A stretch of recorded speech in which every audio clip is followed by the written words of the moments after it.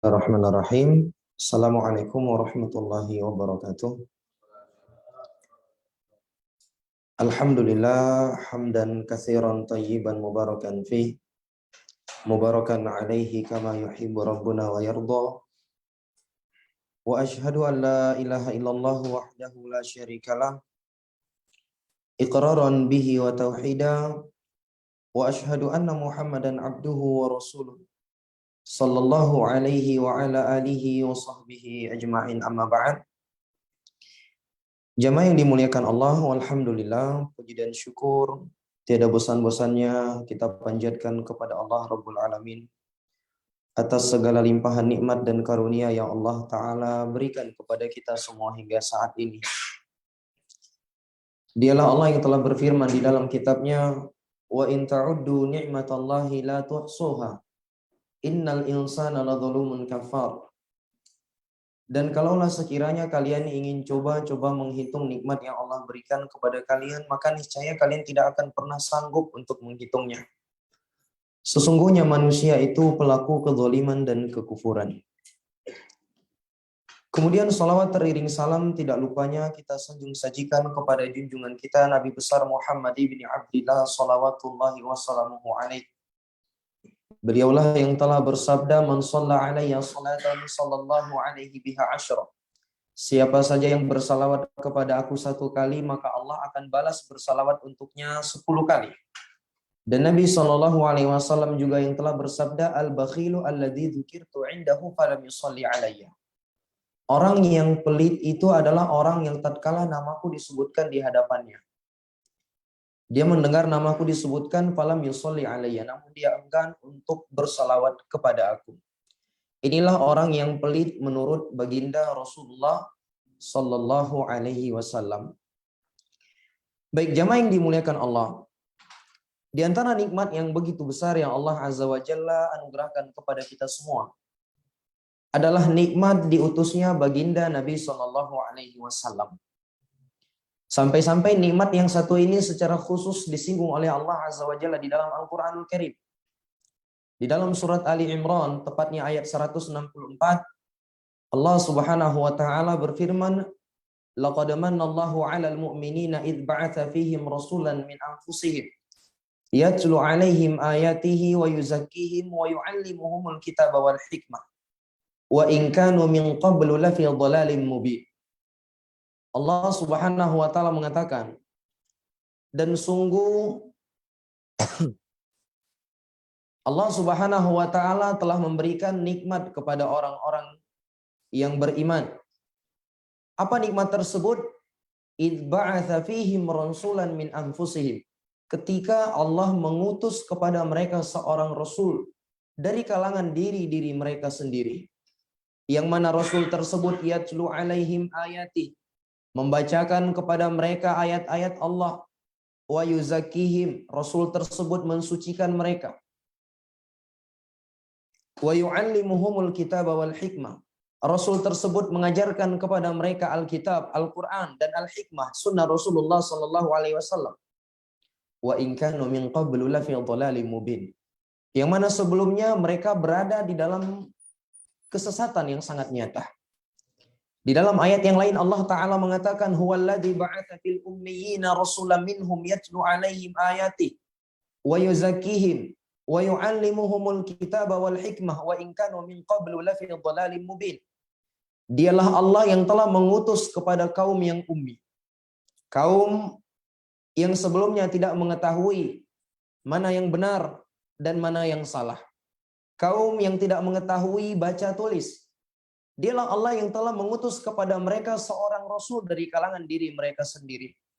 Yang mana rasul tersebut membacakan kepada mereka ayat-ayat Allah, mensucikan mereka, serta mengajarkan kepada mereka Al-Quran dan As-Sunnah, yang mana mereka sebelumnya berada di dalam kesesatan yang sangat nyata. Oleh karena itulah jamaah yang dimuliakan Allah, bagaimana mungkin seorang mukmin dan mukminah tidak cinta kepada Nabi Sallallahu Alaihi Wasallam, yang mana Allah Subhanahu wa taala telah mengatakan, laqad ja'akum rasulun min anfusikum azizun 'alaihi ma 'anittum harisun 'alaikum bil mu'minina raufur rahim. Sungguh telah datang kepada kalian seorang rasul dari kalangan diri kalian sendiri. Azizun alaihi ma'anitum, terasa berat bagi dia penderitaan yang menimpa kalian. Dan dia teramat semangat untuk bagaimana supaya kalian mendapatkan kebaikan. Dan dia adalah sosok yang sangat teramat penyayang kepada orang-orang yang beriman. Bagaimana mungkin seorang mukmin dan mukminah tidak bercinta kepada Nabi Shallallahu Alaihi Wasallam? Di dalam sebuah hadis yang diriwayatkan oleh Al-Imam Al-Bukhari dan Al-Imam Muslim dari sahabat yang mulia Abu Hurairah, baginda Rasulullah Shallallahu Alaihi Wasallam pernah bersabda, La yu'minu ahadukum hatta akuna ahabba ilaihi min walidihi wa walidihi wan nasi ajma'in. Tidak akan sempurna iman salah seorang dari kalian sampai aku menjadi manusia yang paling dia cintai, melebihi kecintaannya kepada anak-anaknya, melebihi kecintaannya kepada kedua orang tua yang dia kasihi, bahkan melebihi kecintaannya dibandingkan seluruh manusia. Oleh karena itu di dalam sebuah hadis yang diriwayatkan oleh Al-Imam Al-Bukhari dari sahabat Abdullah bin Hisham, di mana beliau mengatakan kunna ma'an Nabi sallallahu alaihi wasallam. Dulu kita pernah bersama Nabi sallallahu alaihi wasallam, wa huwa akhidun bi yadi Umar bin Al-Khattab radhiyallahu taala. Dan pada waktu itu Nabi sallallahu alaihi wasallam sedang menggandeng tangan Umar bin Al-Khattab. Faqala lahu Umar. Lalu Umar berkata kepada Nabi sallallahu alaihi wasallam, "Ya Rasulullah, la anta ahabbu ilayya min kulli syai'in illa min nafsi." Wahai Rasulullah, sungguh engkau lebih aku cintai daripada segala sesuatu illa min nafsi, kecuali daripada diriku. Artinya segala sesuatu engkau yang paling aku cintai ya Rasulullah, tapi tidak dengan diriku. Kalau dibandingkan dengan diriku tentu aku lebih mencintai diriku ya Rasulullah. Mendengar demikian maka Rasul sallallahu alaihi wasallam mengatakan, la walladzi nafsi biyadi hatta akuna ahabba ilaika min nafsi. Tidak wahai Umar bin Khattab, engkau belum sempurna imannya sampai aku lebih engkau cintai, bahkan melebihi kecintaan kamu kepada dirimu. Mendengar demikian maka Umar radhiyallahu taala anhu pun mengatakan, fa innahul an wallahi la anta ahabbu ilayya hatta min nafsi. Maka sekarang ya Rasulullah, engkau lebih aku cintai daripada segala sesuatu, bahkan melebihi kecintaanku daripada diriku. Mendengar demikian maka Rasul sallallahu alaihi wasallam pun mengatakan, al-ana ya Umar. Sekarang wahai Umar, barulah engkau sempurna keimananmu. Ini menunjukkan kepada kita hadirin yang dimuliakan Allah, bahwa kecintaan kepada Nabi sallallahu alaihi wasallam adalah hal yang tidak bisa ditawar-tawar. Dia adalah hal yang merupakan penopang keimanan seorang mukmin dan mukminah. Bahkan Allah Subhanahu wa taala di dalam Al-Qur'anul Karim mengancam. Allah mengatakan, "Qul in kana aba'ukum wa abna'ukum wa ikhwanukum wa azwajukum wa 'ashiratukum wa amwalin iqtaraftumuha wa tijaratun takhshawna kasadaha wa masakinu tardawnaha ahabba ilaikum minallahi wa rasulihi wa jihadin fi sabilihi fatarabbasu hatta ya'ti Allahu bi amri wallahu la yahdil qaumal fasiqin." Allah mengatakan, katakan kepada mereka wahai Nabi Muhammad, kalau seandainya ayah-ayah kalian, anak-anak kalian, saudara-saudara kalian, istri-istri kalian, sanak famili kalian, harta yang kalian kumpulkan, perniagaan yang kalian khawatirkan kerugiannya, serta tempat tinggal yang kalian ridhoi, ahabba ilaikum minallahi wa rasulihi wa jihadin fisabili, lebih kalian cintai daripada Allah dan Rasulnya, dan lebih kalian cintai daripada berjihad di jalan Allah, fatarabbasu hatta ya'ti Allahu bi amri. Maka tunggulah sampai Allah Subhanahu wa taala memutuskan perkara di antara kalian. Subhanallah jamaah yang dimuliakan Allah. Kata para ulama, 8 perkara ini adalah hal yang secara tabiat manusia pasti akan cinta. Siapa di antara kita yang tidak cinta dengan kedua orang tua kita? Siapa di antara kita yang tidak cinta dengan anak-anak kita? Siapa di antara kita yang tidak cinta dengan istri kita? Siapa di antara kita yang tidak cinta dengan harta yang kita kumpulkan, dengan perniagaan yang kita usahakan selama ini, ya, dengan tempat tinggal yang sudah kita bangun? Semua kita pasti cinta. Tapi yang dilarang oleh Allah Azza wa Jalla, jangan sampai kecintaan kita kepada 8 perkara ini lebih besar daripada kecintaan kita kepada Allah. Lebih besar daripada kecintaan kita kepada Nabi Shallallahu Alaihi Wasallam. Dan lebih besar daripada kecintaan kita berjihad di jalan Allah Azza wa Jalla. Karena siapa yang mengedepankan salah satu dari perkara tersebut dibandingkan kecintaannya kepada Allah dan Rasulnya, maka Allah Subhanahu wa taala menutup ayat ini, Allah mengatakan wallahu la yahdil qaumal fasiqin. Sungguh Allah tidak akan memberikan petunjuk kepada orang-orang yang fasik. Iya. Di dalam sebuah hadis yang diriwayatkan oleh Al-Imam Al-Bukhari dan Al-Imam Muslim dari sahabat Anas bin Malik radhiyallahu taala anhu. Beliau bercerita, anna rajulan sa'ala Nabiya sallallahu alaihi wasallam anis sa'ah. Faqala mata sa'ah. Diceritakan oleh Anas bin Malik, pernah suatu ketika ada seseorang bertanya kepada Nabi sallallahu alaihi wasallam tentang hari kiamat. Dia berkatakan, "Ya Rasulullah, mata sa'ah?"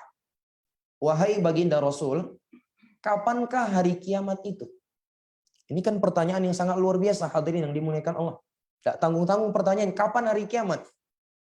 Mendengar pertanyaan demikian, Rasul Shallallahu Alaihi Wasallam balik bertanya kepada orang tersebut, wa madza a'dadta laha?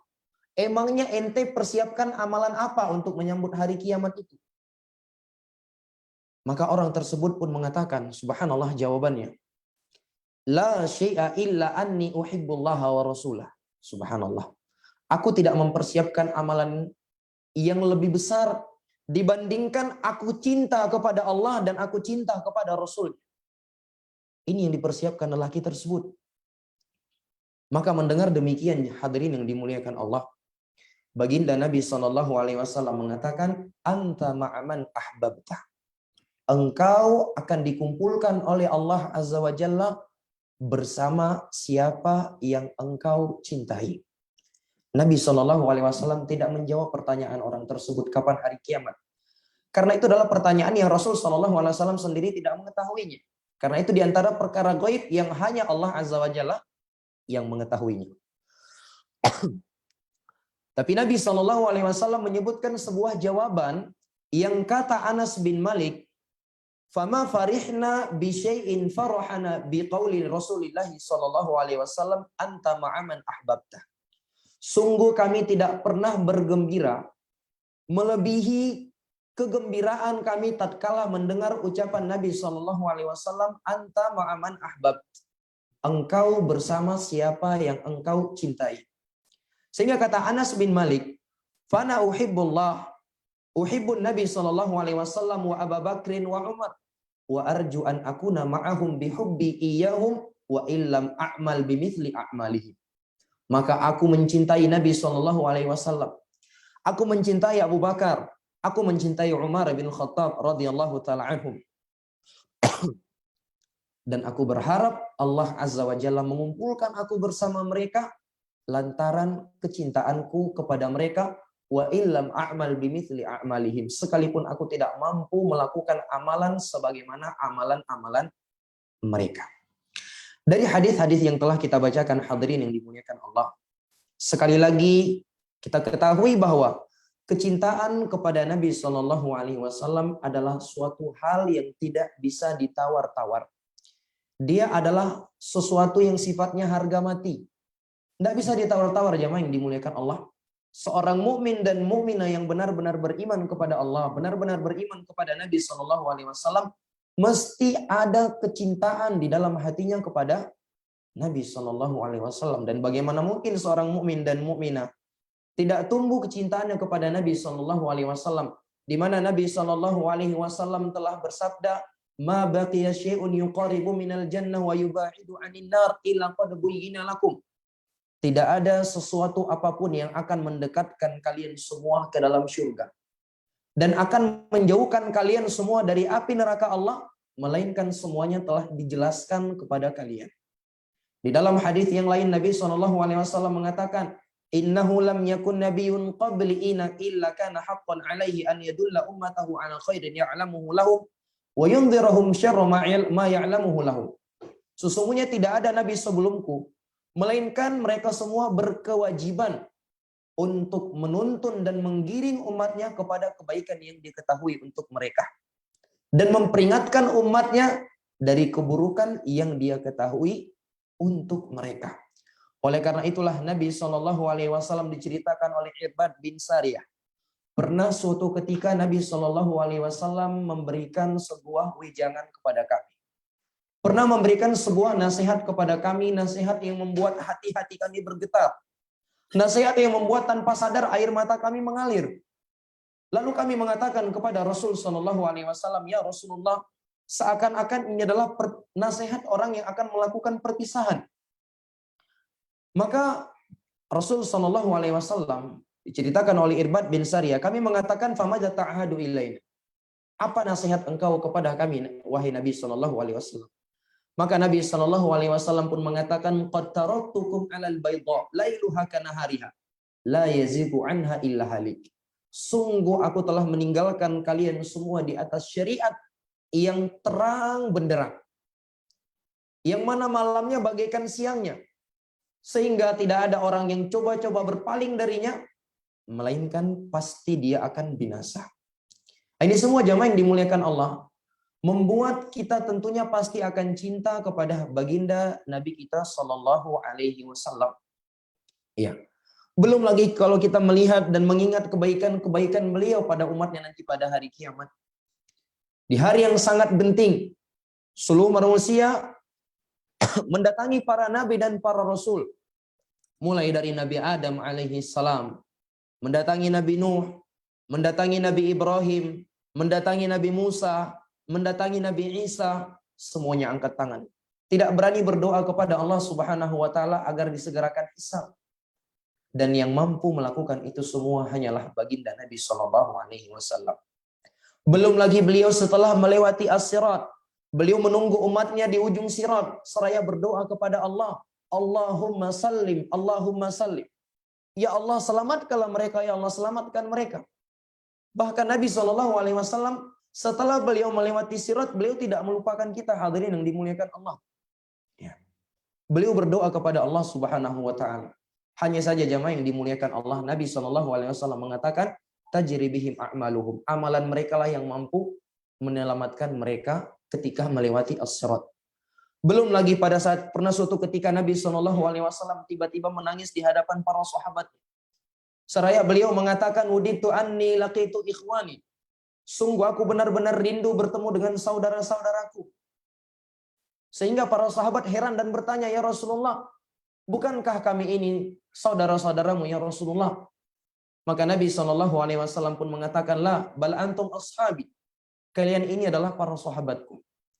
Tapi para saudara-saudaraku yang aku rindu kepada mereka adalah mereka yang tidak pernah melihat aku, namun mereka beriman kepada aku.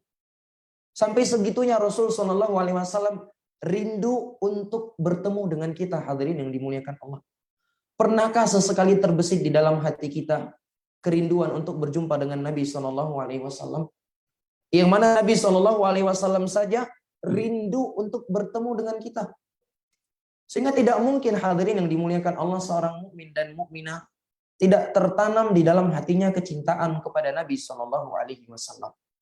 Namun yang jadi pertanyaannya, bagaimana seorang hamba merealisasikan cintanya kepada Nabi Shallallahu Alaihi Wasallam? Ini yang menjadi pertanyaan besar untuk kita semua. Kapan seorang hamba dikatakan benar-benar cinta kepada Nabi Shallallahu Alaihi Wasallam? Apakah kecintaan kepada Nabi Shallallahu Alaihi Wasallam cukup dibuktikan sekali dalam setahun? Setelah itu seakan-akan kita adalah orang yang tidak kenal dengan Nabi Shallallahu Alaihi Wasallam? Untuk membuktikan cinta kepada Nabi Shallallahu Alaihi Wasallam, Allah Subhanahu Wa Taala telah menyebutkan di dalam Al-Quranul Karim bagaimana caranya. Allah Subhanahu Wa Taala mengatakan, Qul in kuntum tuhibbunallaha fattabi'uni yuhibbukumullahu wa yaghfir lakum dzunubakum. Katakanlah kepada mereka, wahai Nabi Muhammad, kalau seandainya kalian benar-benar cinta kepada Allah, tentunya cinta kepada Allah melazimkan cinta kepada Nabi.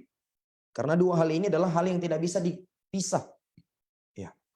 Dua hal ini adalah hal yang tidak akan mungkin bisa dipisah, hadirin yang dimuliakan Allah. Katakanlah kalau seandainya kalian benar-benar cinta kepada Allah, buktikanlah. Bagaimana cara membuktikannya? Ittabi'uni yuhibbukumullahu wa yaghfir lakum dzunubakum. Ikutilah aku sebagai utusan Allah, niscaya Allah Subhanahu wa taala akan cinta kepada kalian dan Allah taala akan mengampuni dosa-dosa kalian. Ini dia jamaah yang dimuliakan Allah. Cara untuk membuktikan cinta kepada Nabi SAW adalah dengan semangat mengikuti petuah-petuah beliau. Semangat menjalankan sunnah-sunnah beliau. Oleh karena itu Allah Subhanahu wa taala mengatakan laqad kana lakum fi Rasulillahi uswatun hasanah liman kana yarjullaha wal yawmal akhir wa dzakarallaha katsiran. Sungguh telah ada pada diri Rasulullah untuk kalian semua suri tauladan yang terbaik. Telah ada pada Rasulullah. Bagi siapa?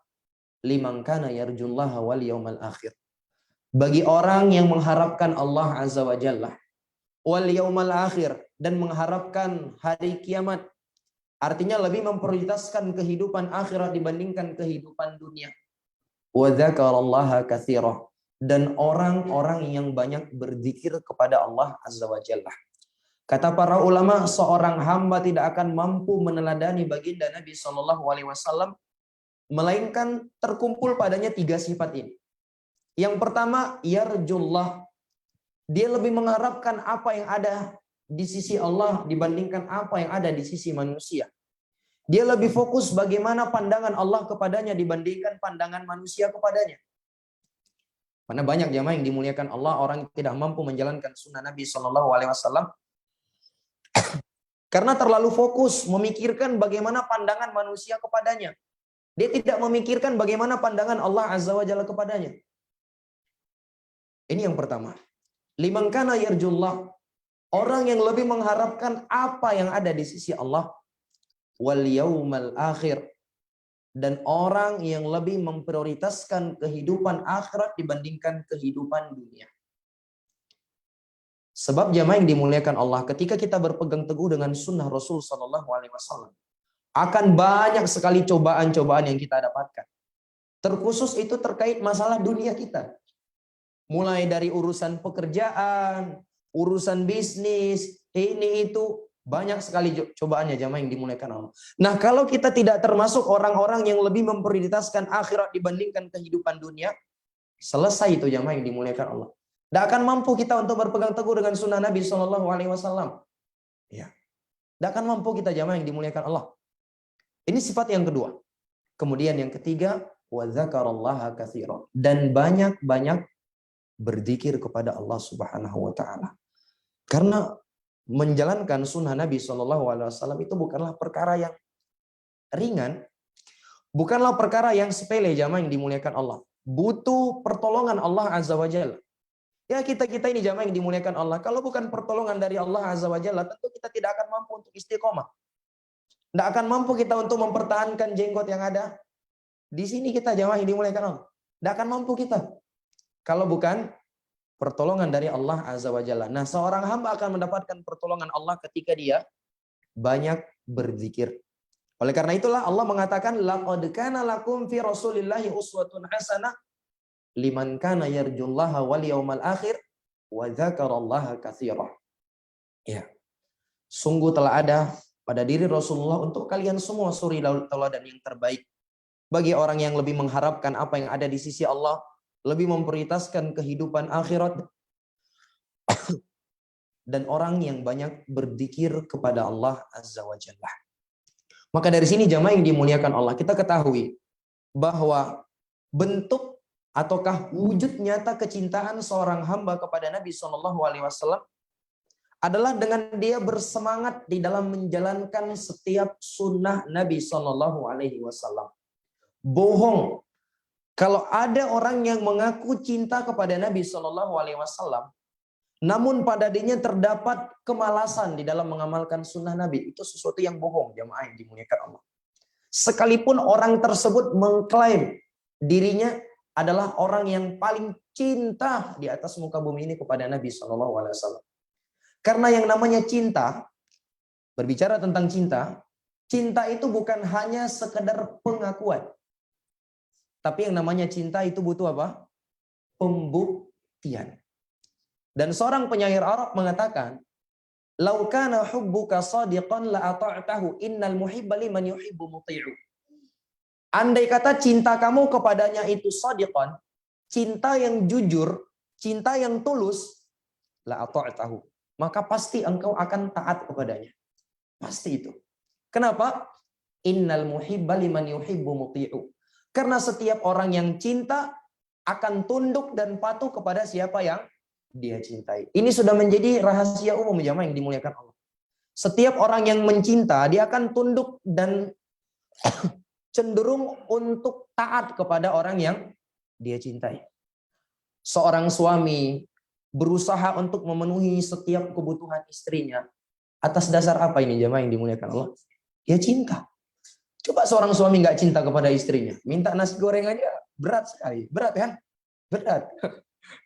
Tapi kalau yang namanya cinta, wah subhanallah. Samudra akan kuseberangi, gunung pun akan kudaki. Kapan itu jamaah yang dimuliakan Allah? Ketika sudah cinta. Ya. Lau kana hubbuka shadiqan la ata'tahu, innal muhibba liman yuhibbu muti'u. Kata penyair Arab, andai kata kecintaan kamu kepadanya itu adalah cinta yang jujur, cinta yang tulus, cinta yang memang sebenar-benarnya cinta, la ata'tahu, pasti engkau akan taat kepadanya. Seorang hamba yang sudah benar-benar cinta kepada Nabi SAW, dia akan berusaha sekuat tenaga untuk menjalankan sunnah Nabi SAW. Setiap petunjuk, setiap perintah dan anjuran yang datang dari Nabi SAW, dia pasti akan semangat di dalam menjalankannya. Tidak peduli dia apakah itu perintah yang wajib ataukah yang sunnah. Itu tidak dipandang lagi jamaah yang dimuliakan Allah. Pernah nggak ternukilkan dari para sahabat Nabi, ketika Nabi SAW menganjurkan ataukah memerintahkan sebuah perintah, mereka bertanya kepada Nabi, wahai Nabi, ini kira-kira perintahnya ini wajib atau sunnah? Pernah jamaah yang dimuliakan Allah? Tidak pernah. Apa yang membuat demikian? Cinta. Cinta jamaah yang dimuliakan Allah. Yang membuat mereka tidak pikir panjang di dalam menjalankan sunnah Nabi SAW. Berbeda dengan kita jamaah yang dimuliakan Allah. Ketika datang suatu perintah dari Nabi SAW, anjuran dari Nabi SAW, kita pasti akan bertanya dulu, ini kira hukumnya apa nih? Sunnah atau wajib? Benar, tidak masalah kita mempertanyakan hal tersebut. Ya, sebagaimana kata para ulama, seseorang tidak masalah mempertanyakan sebuah amalan itu sunnah atau wajib. Kalau tujuannya, kalau seandainya dia meninggalkannya, ternyata itu adalah yang wajib, maka dia wajib bertobat darinya. Tapi kalau ternyata itu perkara yang sunnah, maka tidak ada kewajiban bertobat. Kalau tujuannya demikian. Namun nyatanya tidak jamaah yang dimuliakan Allah. Kita mempertanyakan sebuah amalan itu sunnah atau wajib, tujuannya apa? Agar kita memiliki keringanan untuk meninggalkannya. Bukankah demikian? Itu jamaah yang dimuliakan Allah. Ini menunjukkan cinta kita masih perlu untuk dipertanyakan kepada Nabi SAW. Kalau seandainya kita benar-benar cinta kepada Nabi SAW, pasti kita akan bersemangat untuk menjalankan sunnah beliau. Disebutkan jamaah yang dimuliakan Allah. Ya. Bagaimana besarnya kekuatan cinta yang bercokol di hati para sahabat Nabi terhadap Nabi SAW. Sampai-sampai mereka tidak pikir panjang di dalam mengikuti Nabi. Pernah suatu ketika Nabi SAW sholat memakai sendal. Karena di antara sunnah Nabi SAW apa? Sholat memakai sendal. Nabi SAW mengatakan, Khaliful Yahud fa innahum la yusalluna fi ni'alihim. Selisihlah orang-orang Yahudi karena mereka tidak mau sholat menggunakan sendal-sendal mereka. Ini di antara sunnah Nabi. Sholat menggunakan sendal. Hanya saja jamaah yang dimuliakan Allah, di dalam prakteknya banyak hal yang perlu untuk kita perhatikan ya. Jangan sampai nanti antum pergi ke Masjid Baitur Rahman pakai sendal masuk ke dalam. Ini sunnah Nabi nih, saking semangatnya. Tidak seperti itu juga ya. Artinya dalam mempraktekkan sebuah sunnah itu harus ditimbang dari sisi maslahat dan mafsadatnya. Nah, begitu. Jangan sampai kita mengamalkan suatu sunnah, kita menelantarkan sunnah yang lain. Di antaranya menjaga kebersihan masjid, menutup segala pintu fitnah. Ini juga di antara sunnah Nabi nih. Jadi jangan sampai kita Karena semangat mengamalkan satu sunnah, akhirnya prakteknya nggak karuan. Baik, tapi yang ingin kita sebutkan bukan itu. Di mana Nabi SAW pernah sholat memakai sendal. Dan para sahabat juga sholat memakai sendal pada saat itu. Lalu tiba-tiba malaikat Jibril datang menjumpai Nabi SAW. Para sahabat tidak melihat malaikat Jibril. Malaikat Jibril memberitahukan kepada Nabi bahwa di sendal Nabi itu ada najisnya, ada kotoran. Artinya Nabi diperintah untuk melepas sendalnya ketika sholat nih. Maka seketika Nabi SAW pun membuang sendalnya. Melihat perbuatan demikian, jamaah yang dimuliakan Allah, para sahabat yang ada di belakang Nabi melihat Nabi melepaskan sendalnya, mereka nggak pikir panjang. Segera mereka semua dari depan sampai belakang lepas semua sendalnya. Subhanallah. Apa yang membuat demikian, jamaah yang dimuliakan Allah? Cinta yang begitu besar kepada Nabi SAW sehingga mereka tidak pikir panjang di dalam mengikuti Nabi Sallallahu Alaihi Wasallam. Iya. Oleh karena itulah tema pembahasan kita di malam hari yang berbahagia ini, dan insya Allah setiap kajian rutin bulanan berikutnya setiap maghrib saya akan membacakan sebuah kitab yang berjudul Al-Minahul Aliyah fi Bayani Sunanil Yaumiyah. Ini kitab yang bagus, saya sarankan untuk dimiliki oleh ikhwah-ikhwah. Judulnya Al-Minahul Aliyah fi Bayani Sunanil Yaumiyah. Kalau tidak salah kitab ini juga sudah ada dicetak dengan bahasa Indonesia. Kitab yang dikarang oleh Syekh Abdullah ibn Humud Al-Furai. Kitab ini berisikan penjelasan sunnah-sunnah sehari-hari yang biasa dilakukan oleh Nabi SAW sejak Nabi bangun tidur hingga tidur lagi. Jadi kitab ini subhanallah istimewanya, beliau mengumpulkan dan menghimpun segala sunnah Nabi SAW yang biasa dilakukan secara di dalam kehidupan sehari-hari. Dan bukan hanya di situ, istimewanya lagi, setiap beliau mencantumkan satu sunnah, beliau membawakan dalilnya. Jadi setiap beliau menyebutkan ini di antara sunnah Nabi, beliau datangkan dalilnya. Apakah itu dari Al-Quran maupun dari hadis Nabi Sallallahu Alaihi Wasallam. Baik. Dan beliau ini di antara murid Syekh Muhammad bin Saleh Al-Utsaimin rahimahullahu taala. Baik, jamaah yang dimuliakan Allah, sebelum kita masuk ke dalam inti pembahasan kitab ini, di mana di kitab ini beliau membagi sunnah Nabi SAW, beliau klasifikasikan menjadi 7 bagian. Yang pertama, sunnah yang dilakukan di waktu sejak bangun tidur hingga memasuki waktu subuh. Jadi mulai dari bangun tidur apa saja yang kita lakukan sampai masuk waktu subuh, beliau paparkan dan jelaskan di situ sunnah-sunnahnya apa saja. Bagian yang kedua, sunnah-sunnah yang dilakukan setelah masuknya waktu sholat subuh. Sunnah yang ketiga, bagian yang ketiga, sunnah yang dilakukan dan dianjurkan di waktu duha. Jadi di waktu duha apa-apa saja sunnah Nabi, beliau paparkan dan jelaskan itu. Yang keempat, sunnah-sunnah yang dilakukan di waktu zuhur. Yang kelima, sunnah yang dikerjakan di waktu asar sampai masuk maghrib. Yang keenam, sunnah yang dikerjakan di waktu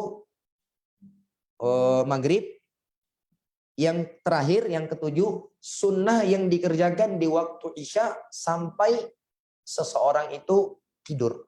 Itu beliau jelaskan semua apa saja yang merupakan sunnah Nabi Shallallahu Alaihi Wasallam. Dan tentunya jamaah yang dimuliakan Allah, seorang muslim dan muslimah wajib untuk mengetahui dan mempelajari apa saja yang merupakan petunjuk Nabi Shallallahu Alaihi Wasallam. Ya. Jangan sampai kita diberikan usia oleh Allah Subhanahu Wa Taala puluhan tahun di atas muka bumi ini, namun kita tidak mengetahui apa yang merupakan petunjuk Nabi Shallallahu Alaihi Wasallam di dalam kehidupan sehari-hari. Bukankah ini suatu hal yang sangat merugikan kita jamaah yang dimuliakan Allah? Kalau ibadah yang sifatnya kita kerjakan sekali dalam setahun, oke lah mungkin kita nggak tahu. Karena ibadah yang sifatnya musiman. Tapi kalau seandainya ibadah yang itu kita dituntut untuk mengerjakannya tiap hari kita berpeluang untuk mengerjakannya, namun kita tidak tahu, bukan tidak mengamalkan ya, tidak tahu, subhanallah. Maka ini adalah kerugian yang sangat nyata jamaah yang dimuliakan Allah. Jangan sampai kita lebih mahir dalam urusan dunia dibandingkan urusan akhirat kita. Karena ini diantara ciri orang-orang kafir. Allah mengatakan, ya'lamuna zahiran minal hayatid dunya wa hum 'anil akhirati hum ghafilun. Mereka sangat paham betul dengan perkara yang zahir dari kehidupan dunia. Masalah dunia, wa masya Allah. Apa ditanya dia paham. Dalam bidang apa saja, dalam bidang medis tanya, oh dia paham tuh. Dalam bidang ini dia paham, subhanallah. Tapi dalam urusan dunia, wahum anil akhirati hum ghafilun. Tapi dalam urusan akhirat, mereka termasuk orang yang lalai. Oleh karena itu diantara doa yang dipanjatkan oleh Nabi SAW di akhir majelis, kata Abdullah bin Umar diantara doanya, Nabi SAW mengatakan, Allahumma la taj'alid dunya akbar hammina walama balagha ilmina. Ya Allah, janganlah engkau jadikan kehidupan dunia ini sebagai himmah kami yang terbesar, cita-cita kami yang terbesar. Dan jangan sampai engkau menjadikan kehidupan dunia ini sebagai puncak dari ilmu pengetahuan yang kami miliki. Baik. Nah, sebelum masuk ke dalam pembahasan kitab, beliau menyebutkan kepada kita beberapa kisah yang sangat luar biasa dari sejumlah para sahabat Nabi yang menjelaskan kepada kita beginilah wujud kecintaan yang sesungguhnya, jamaah yang dimuliakan Allah. Kisah yang pertama adalah sebuah hadis yang diriwayatkan oleh Imam Muslim. Hadisnya ada di dalam Sahih Muslim. Yaitu hadis yang datang dari An-Nu'man ibn Salim an Amr bin Aus radhiyallahu ta'ala an. Dia mengatakan, haddatsani an Basa ibnu Abi Sufyan. Qala sami'tu Umma Habibah radhiyallahu ta'ala anha. Taqul, sami'tu Rasulullah sallallahu alaihi wasallam yaqul, man shalla 12 rak'atan fi kulli yawmin wa lailah bunya lahu bihinna baitun fil jannah. Hadisnya datang dalam Sahih Muslim dari Ummu Habibah. Siapa nama Ummu Habibah? Siapa nama Ummu Habibah? Ummu Habibah salah seorang istri Nabi. Siapa namanya? Romlah bintu Abi Sufyan. Ya. Hadis ini datang dari Romlah, Ummu Habibah radhiyallahu taala anha. Dia mengatakan, aku mendengar Nabi SAW pernah bersabda, barang siapa yang sholat 12 rakaat dalam satu hari satu malam, akan dibangunkan untuknya sebuah syurga di dalam syurga dengan 12 rakaat tersebut. 12 rakaat apa ini? Sholat rawatib ya. Dijelaskan dalam hadis yang lain, 12 rakaat tersebut adalah 2 rakaat sebelum subuh, 4 rakaat sebelum zuhur, 2 rakaat setelah zuhur, 2 rakaat setelah maghrib, dan 2 rakaat setelah isya. Totalnya ada berapa? Ada 12. Baik, bukan itu yang kita inginkan di sini. Nah, yang uniknya jamaah yang dimuliakan Allah dari hadis yang mulia ini. Setelah membawakan hadis ini, Imam Muslim mengatakan, qalat Ummu Habibah. Ummu Habibah mengatakan, fama taraktuhunna mundu sami'tuhunna min Rasulillahi sallallahu alaihi wasallam. Ini Ummu Habibah nih, istri Nabi yang mendengar hadis ini dari Nabi. Dia mengatakan, fama taraktuhunna mundu sami'tuhunna min Rasulillahi sallallahu alaihi wasallam. Sungguh aku tidak pernah meninggalkan 12 rakaat tersebut sejak aku mendengarnya dari Nabi sallallahu alaihi wasallam. La ilaha illallah.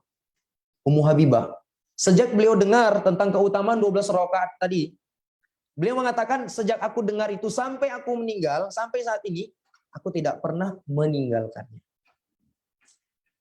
Lebih unik dari itu, qala Anbasah, berkata Anbasah.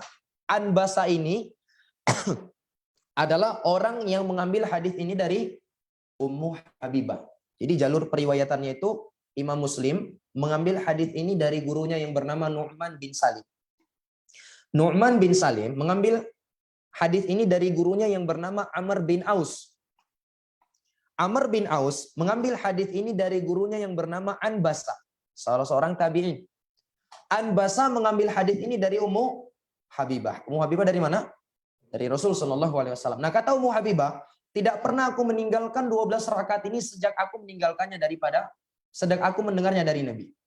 Lalu kata Anbasa selaku orang yang meriwayatkan hadis ini dari Ummu Habibah, fama taraktuhunna mundu sami'tuhunna min Ummi Habibah. Aku juga tidak pernah meninggalkan 12 rakaat ini sejak aku mendengarnya dari Ummu Habibah. Subhanallah. Lalu kata Amr bin Aus, orang yang mengambil hadis ini dari Anbasa, fama taraktuhunna mundu sami'tuhunna min Anbasa. Aku juga tidak pernah meninggalkan 12 rakaat tersebut sejak aku mendengarnya dari Anbasa.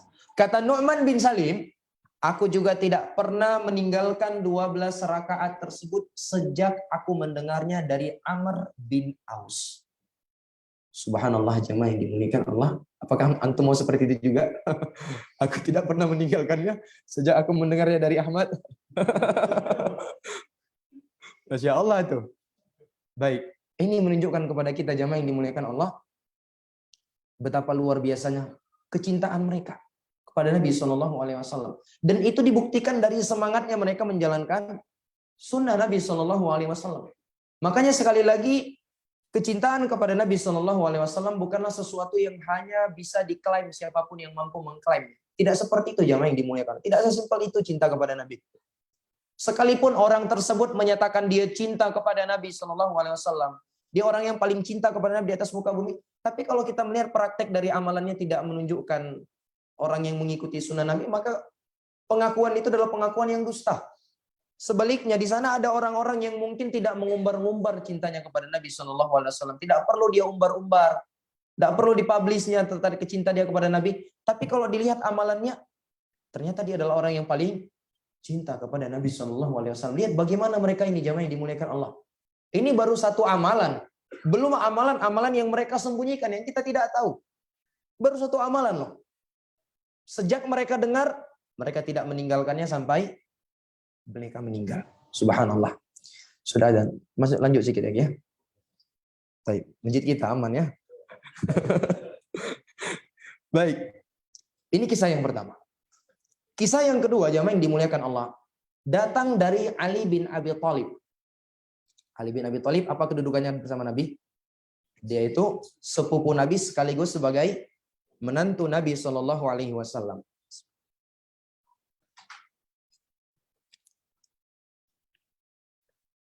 Disebutkan di dalam sebuah hadis yang diriwayatkan oleh Al-Imam Al-Bukhari dan Imam Muslim, anna Fatimah tashtakat matalqa min ar-raha fi yadiha, bahwa Fatimah mengeluhkan bekas tangannya akibat penumbuk gandum.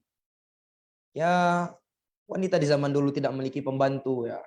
Seorang Fatimah, istri Nabi putrinya Nabi Shallallahu Alaihi Wasallam ya. Kalau bahasa kita sekarang ini, Fatimah itu bisa kita katakan putrinya presiden. Putri presiden iya, putri panglima TNI juga iya, putri apalagi menteri keuangan juga iya. Karena Nabi Shallallahu Alaihi Wasallam yang mengatur semua. Tapi lihatlah bagaimana kehidupan Fatimah.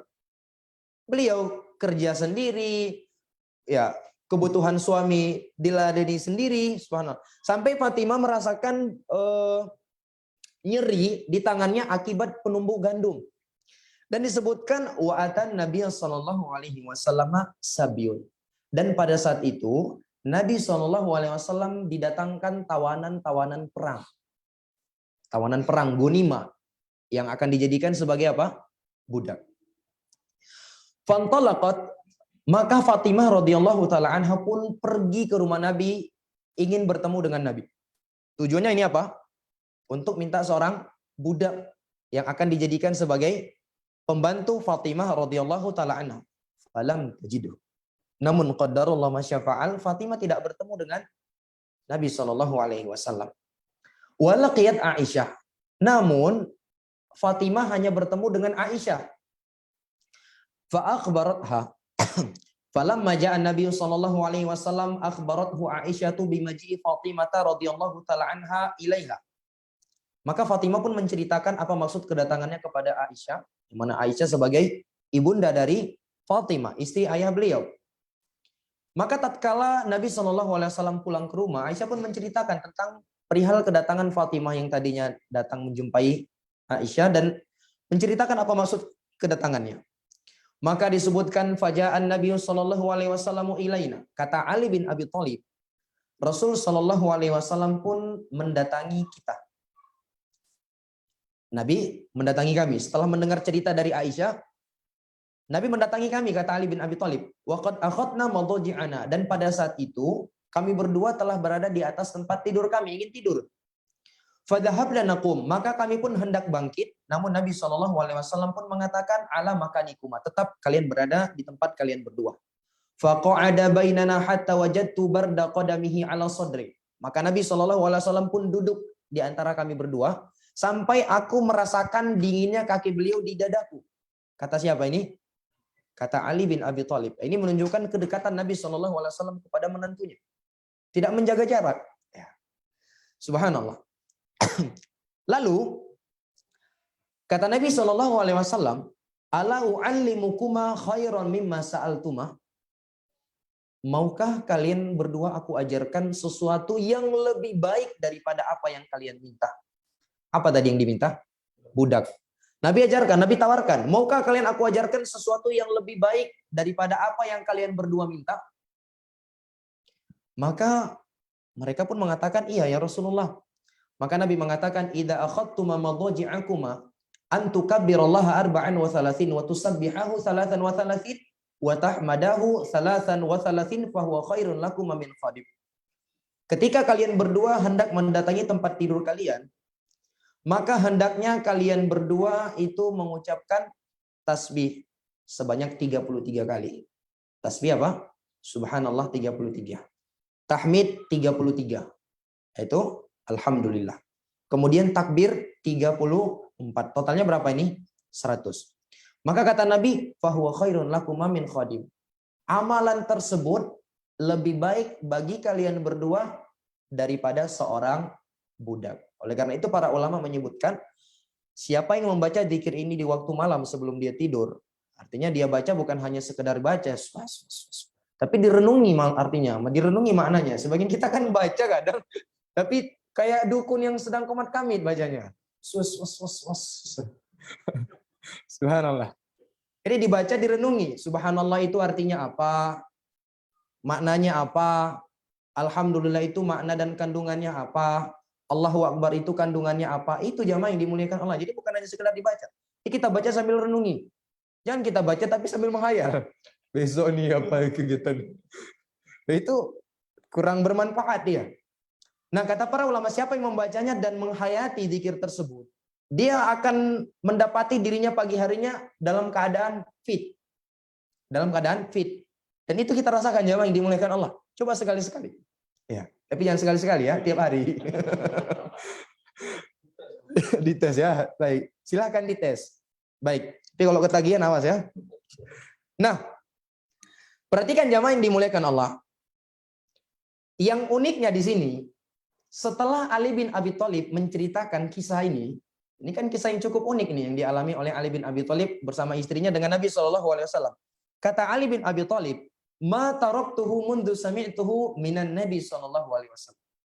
Aku tidak pernah meninggalkan amalan tersebut sejak aku mendengarnya dari Nabi SAW. Artinya sejak malam itu sampai malam-malam berikutnya selalu aku mengamalkan. La ilaha illallah. Subhanallah jemaah. Mengamalkan sebuah amalan itu gampang jemaah yang dimuliakan Allah. Tapi untuk tetap konsisten mengamalkannya itu yang berat. Untuk istiqomah itu yang berat. Banyak amalan-amalan yang besar kita mampu melakukannya. Tapi sekali dua kali. Untuk terus-terusan berat jamaah yang dimuliakan Allah. Contoh kecilnya, hadir lebih awal di sholat jamaah. Tidak pernah ketinggalan takbiratul ihram. Gampang kan? Gampang. Sekali dua kali gampang. Coba aja tahan. 2 bulan aja kita. Mampu nggak kira-kira? Berat jamaah yang dimuliakan Allah. Jadi untuk konsisten itu yang berat. Tapi Ali bin Abi Thalib mampu melakukan itu semua. Apa yang membuatnya demikian? Kecintaan yang sangat besar kepada Nabi SAW. Sampai-sampai ditanyakan kepada Ali bin Abi Thalib, wala lailatus Siffin, bagaimana dengan malam perang Siffin? Perang Siffin, malam perang Siffin adalah perang yang di situ berkecamuk antara kubu Ali bin Abi Thalib dengan Muawiyah. Dan Ali bin Abi Thalib posisinya sebagai apa jamaah? Kalau sebagai prajurit ya mungkin ya, aman-aman saja kan? Tapi Ali bin Abi Thalib sebagai panglima perangnya. Panglima perang, jamaah yang dimuliakan Allah. Bisa dibayangkan bagaimana malam besoknya kita perang, hari ini, malam ini, Ali bin Abi Thalib sebagai panglima perangnya pasti pikirannya sangat kacau tuh. Tapi bersamaan dengan itu kata beliau, wala lailatas sifin, tidak malam perang Siffin. Artinya bahkan di malam perang Siffin pun aku tetap mengamalkannya. La ilaha illallah. Kisah yang kedua. Kisah yang ketiga, beliau sebutkan di sini 5 kisah. Kita baca 3 saja atau 5 saja kita baca? Semua kita baca. Baik, kisah yang ketiga datang dari Abdullah bin Umar radhiyallahu taala anhu. Disebutkan, karena bin Umar radhiyallahu taala anhuma yusolli ala janazah tsumma yansarif. Dahulu Abdullah bin Umar, sebelumnya beliau, kalau beliau mensolatkan jenazah, setelah solat beliau pergi. Tidak ikut menguburkan, tidak ikut memakamkan. Wala yatba'uha dhannan anna hadha huwa kamalus sunnah. Beliau tidak ikut mengantarkannya ke kuburan karena beliau menyangka bahwa itulah sunnah Nabi SAW. Jadi beliau tidak mengetahui adanya anjuran mengantarkan jenazah sampai ke kuburan. Subhanallah. Ini sekelas Abdullah bin Umar, tapi ada ilmu yang terluputkan dari dia. Apa pelajaran yang bisa kita petik dari sini, jamaah yang dimuliakan Allah? Bahwa kesempurnaan itu hanya milik Allah Subhanahu wa taala. Sehebat apapun seorang alim, setinggi apapun ilmu seorang ustadz, pasti akan ada ilmu-ilmu yang terluputkan darinya. Oleh karena itu jangan sampai kita fanatik kepada guru kita, jamaah yang dimuliakan Allah. Segala ilmu ataukah sunnah yang tidak diketahui oleh guru kami itu bukan sunnah. Nah, ini udah gulu ini, jamaah yang dimuliakan Allah. Gawat ya. Ini tidak pernah saya lihat dilakukan oleh guru saya ini. Nah, seakan-akan gurunya adalah Nabi. Ya. Kalau sekelas Ibnu Umar, bahkan lebih dari itu Umar bin Khattab. Hadis terkait isti'dzan itu terluputkan dari Umar bin Khattab. Hadis adab ketika kita mengetuk rumah itu berapa kali? 3 kali. Kalau nggak dibuka kita ngapain? Dobrak. Enggak lah, pulang. Kalau nggak dibuka pulang. Bukan dobrak ya. Ini nggak diketahui oleh Umar bin Khattab dan diketahui oleh sahabat Abu Musa Al-Asy'ari radhiyallahu taala anhuma. Iya. Seperti Ibnu Umar di sini, dia tidak mengetahui ini dan itu hal yang wajar, jamaah yang dimuliakan. Sesuatu yang wajar. Jadi jangan pula kita mencela seseorang, masa perkara ini dia nggak tahu, dia ustadz kibar, dia ulama kibar, masa ini nggak tahu? Dia Umar bin Khattab, Ibnu Umar. Siapa yang meragukan keilmuan Ibnu Umar? Bahkan Abdullah bin Umar, salah satu dari 7 sahabat yang paling banyak meriwayatkan hadis. Bahkan beliau menempati posisi yang kedua. Al-Muksiruna fi riwayatil athar Abu Hurairah yalih Ibnu Umar wa Anas wal Habru kal Khudri wa Jabirun wa zaujatun Nabi. Sahabat yang paling banyak riwayat hadisnya adalah Abu Hurairah. Kemudian disusul oleh Ibnu Umar, wa Anas, kemudian Anas bin Malik, wal Habru, kemudian Abdullah bin Abbas. Kemudian Jabir bin Abdullah Al-Khudri, Abu Said Al-Khudri, kemudian yang keenam Jabir bin Abdullah, yang ketujuh zaujatun Nabi, istri Nabi Aisyah radhiyallahu taala anha. Tapi bersamaan dengan itu ada perkara yang terluputkan dari Abdullah ibni Umar, dan sekali lagi jamaah yang dimuliakan Allah, itu adalah hal yang lumrah. Bahkan itulah yang menunjukkan Abdullah bin Umar itu seorang manusia. Kalau seandainya tidak ada yang tidak diketahui oleh Abdullah bin Umar, maka ini dipertanyakan. Makanya kata Abdullah bin Mas'ud, innal ladzi yufti linnas fi kulli ma yas'alunahu la majnun. Sesungguhnya orang yang selalu memberikan fatwa setiap pertanyaan yang dilontarkan oleh manusia kepadanya, itu adalah orang gila. Setiap pertanyaan ditujukan kepadanya dijawab. Bahkan belum selesai pertanyaannya, langsung jawabannya. Ada ustadz yang kayak gitu kan? Ada tuh ustadz yang lucu-lucu itu. Tidak pernah kita dengar dia bilang, wallahu a'lam. Setiap pertanyaan selalu ada jawaban. Kata Abdullah bin Mas'ud, kalau begini konsepnya seorang alim, setiap pertanyaan yang ditujukan kepada dia, dia mampu jawab, itu ciri-ciri orang gila. Makanya Imam Malik, kalau kita melihat biografi Imam Malik, banyak pertanyaan-pertanyaan ditujukan kepada beliau mengatakan apa? Wallahu a'lam. Bahkan disebutkan, jamaah yang dimuliakan Allah, ada suatu ketika seseorang melakukan perjalanan dengan jarak 6 bulan pergi. 6 bulan pergi terbayangkan ya. Itu pada saat itu belum ada pesawat, belum ada simpati star, belum ada kapal peri. 6 bulan perjalanan. Berarti kalau PP berapa lama itu? Setahun. Dia khusus datang ke Imam Malik untuk menanyakan satu permasalahan.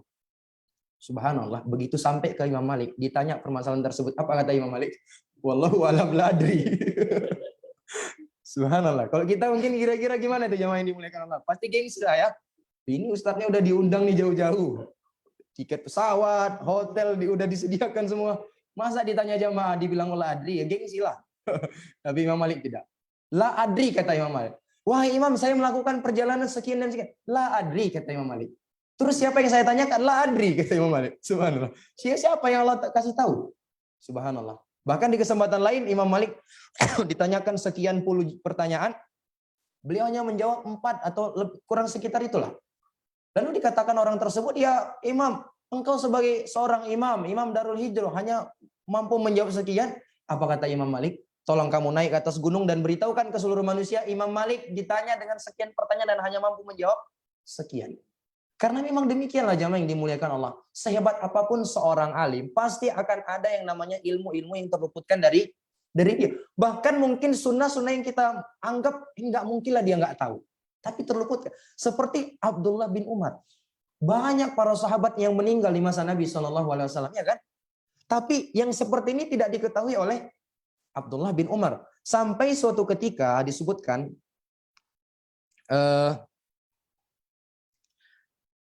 datanglah kepada beliau, sampailah kepada beliau hadis Abu Hurairah radhiyallahu taala. Itu diceritakan oleh Amir bin Sa'ad dari Abi Sa'ad bin Abi Waqqas. Amir bin Sa'ad bin Abi Waqqas, anaknya Sa'ad bin Abi Waqqas. Beliau mengatakan, annahu kana qa'idan inda Abdullah bin Umar. Dahulu dia pernah duduk di samping Abdullah bin Umar. Ittala'a Khabbab sahibul Maqsurah. Tiba-tiba datanglah Khabbab.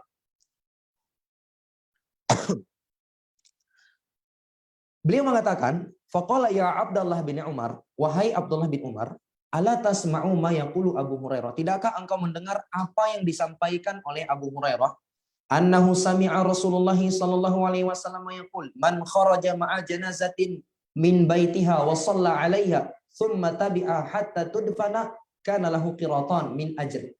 Kullu qiratin mithlu Uhud, wa man shalla 'alaiha thumma raja' kana lahu minal ajri mithlu Uhud.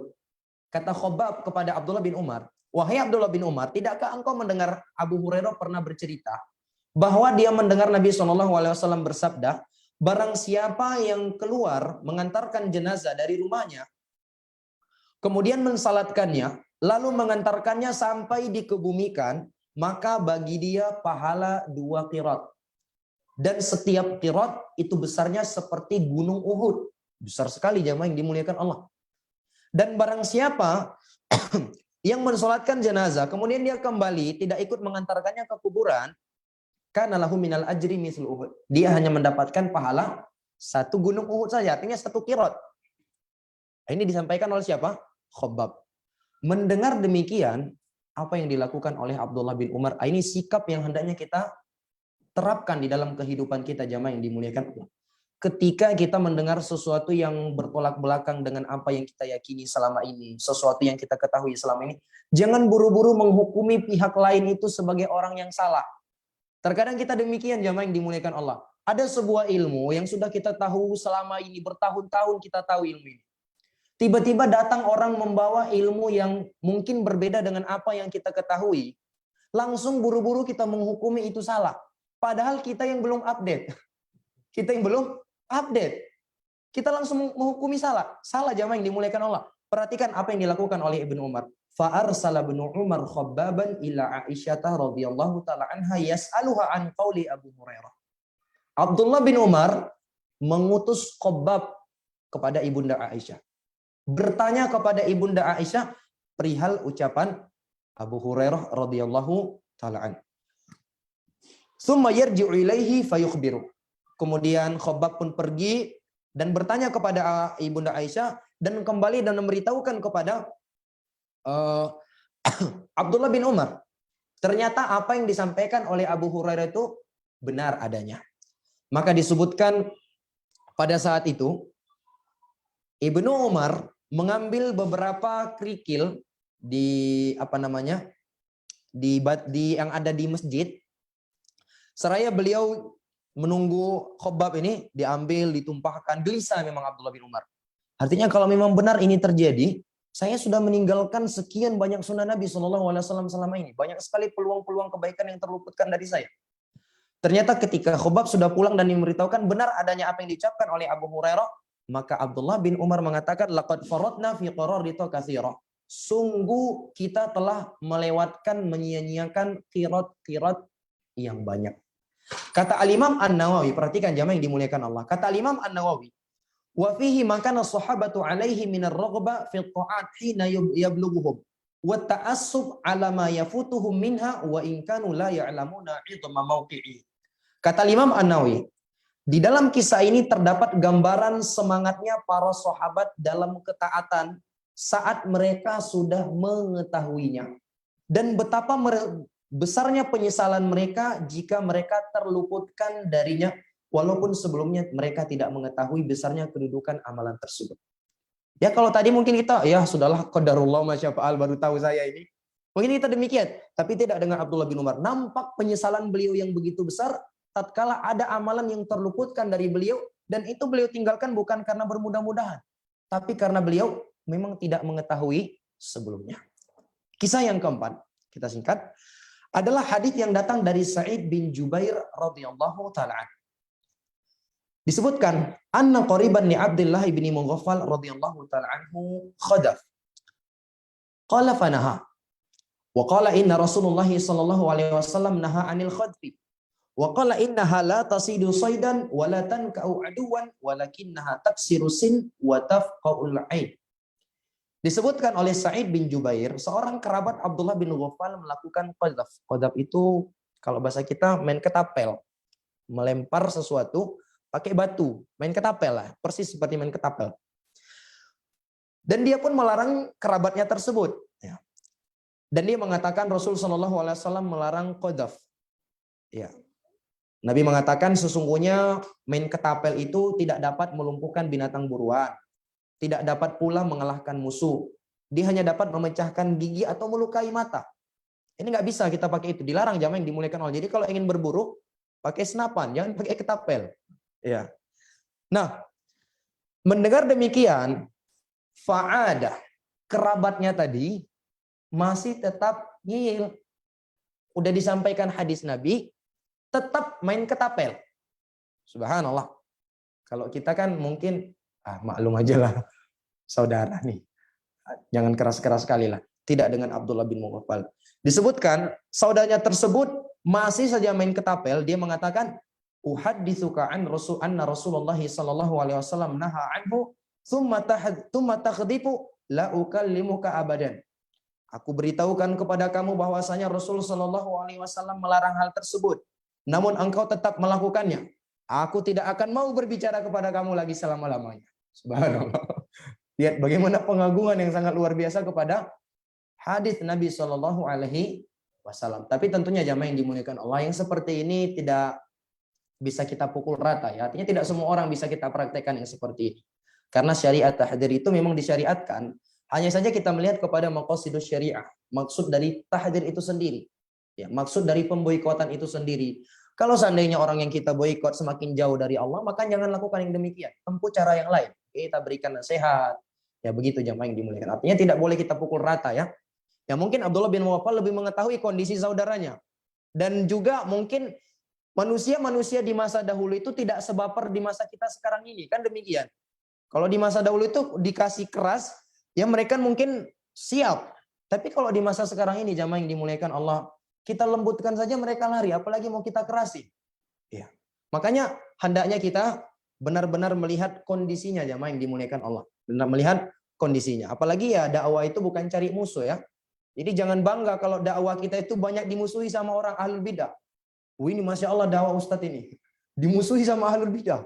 Di mana-mana kajiannya dibubarkan. Ini Masya Allah nih. Top. Nggak seperti itu jamaah yang dimuliakan. Dakwah ini bukan cari musuh. Dakwah ini mengajak orang kepada Allah Subhanahu wa taala. Benar, konsekuensi dakwah itu kita pasti dimusuhi. Benar, tapi bukan cari musuh. Ini dua hal yang berbeda. Kita berdakwah sehingga konsekuensinya dimusuhi, itu di luar kemampuan kita. Tapi memang kita sengaja berdakwah cari musuh. Mulai dari ucapan-ucapan kita yang kasar. Nah, ini hal yang hendaknya diperhatikan. Makanya para ulama mengatakan kebenaran itu asalnya berat. Inna sanulqi alaika qaulan tsaqila. Kami akan memberikan kepada engkau ucapan yang berat. Kebenaran itu berat pada asalnya, jamaah yang dimuliakan Allah. Maka jangan kita perberat dengan cara kita menyampaikannya yang semakin kita perberat. Ya, begitu jamaah yang dimuliakan Allah. Baik, kisah yang terakhir. Ini juga kisah yang sangat luar biasa sekali. Datang dari seorang imam yang mungkin kita tidak mengenalnya. Imam Ahmad. Imam Ahmad bin apa? Bin Hambal, itu nama kakeknya. Bin Muhammad. Ahmad bin Muhammad bin Hambal. Baik. Beliau ini, jamaah yang dimuliakan Allah, memiliki sebuah kitab hadis yang dikenal dengan Musnad Imam Ahmad. Di mana di dalam hadis tersebut, wada'a fi kitabihil musnad fawqa arba'ina alfa haditsin. Beliau mendokumentasikan kurang lebih 40.000 hadis. 40.000 hadis, jamaah yang dimuliakan Allah. Bisa dibayangkan bagaimana banyaknya kumpulan hadis-hadis Nabi SAW dalam kitab beliau itu. Dan yang uniknya, 40.000 hadis tersebut, Imam Ahmad mengatakan, ma taraktu haditsan illa amiltu bih. Tidaklah aku meletakkan satu hadis di dalam kitab tersebut kecuali setelah aku amalkan. Jadi 40.000 hadis semuanya sudah diamalkan oleh Imam Ahmad. La ilaha illallah. Sampai-sampai yang uniknya, walamma qara'a anna Nabi sallallahu alaihi wasallam ihtajam wa a'ta Abu Thaibah al-Hajjam dinaran, qala ihtajamtu wa a'taitul hajjama dinaran. Sampai-sampai Abdullah bin Imam Ahmad melewati sebuah hadis yang menceritakan Nabi SAW pernah berbekam dan memberikan Abu Thaibah, tukang bekam pada saat itu, upah 1 dinar. 1 dinar disebutkan di sini. Wad dinar arba'atu ghiramat wa rub'un minad dhahab. 4 gram lebih seperempat emas. 4 gram lebih seperempat emas. Lebih 1 mayam ya. 1 mayam lebih ya. Kalau 1 mayam 3 gram kan, ini lebih lagi. Lebih 1 gram, lebih seperempat lagi. 4 gram seperempat. 4 gram seperempat. Oke lah kita anggap 4 gram. 1 gram kira-kira berapa duit sekarang itu? 500.000 ada ya? Berarti kalau 4 gram, 2 juta.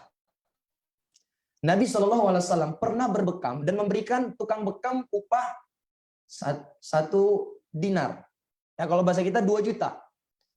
Maka Imam Ahmad rahimahullah, beliau mengatakan ihtajamtu wa a'taitul hajjama dinaran. Aku pun berbekam dan memberikan tukang bekam 1 dinar.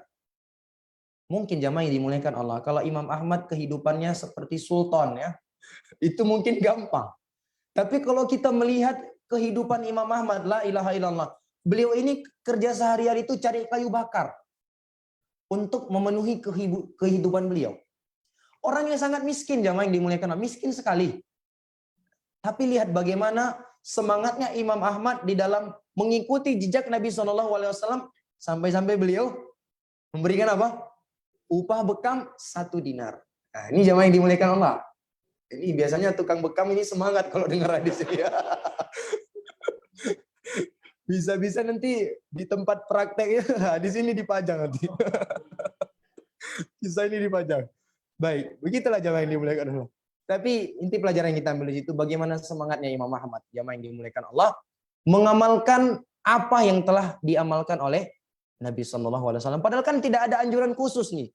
Tidak ada anjuran kita berbekam memberikan upah 1 dinar. Yang ada anjurannya berbekam saja kan, berobat menggunakan bekam. Tapi untuk memberikan upah 1 dinar itu nggak ada anjuran khususnya, jamaah yang dimuliakan Allah. Tapi lihat bagaimana semangatnya Imam Ahmad, benar-benar ingin mempraktekkan dan mengikuti langkah Nabi SAW. 1 dinar itu bukan hal yang murah, jamaah yang dimuliakan Allah, di masa itu. Itu harga yang cukup mahal 1 dinar. Tapi semangatnya beliau mempraktekkan hal tersebut supaya apa? Supaya bisa mengikuti langkah Nabi SAW.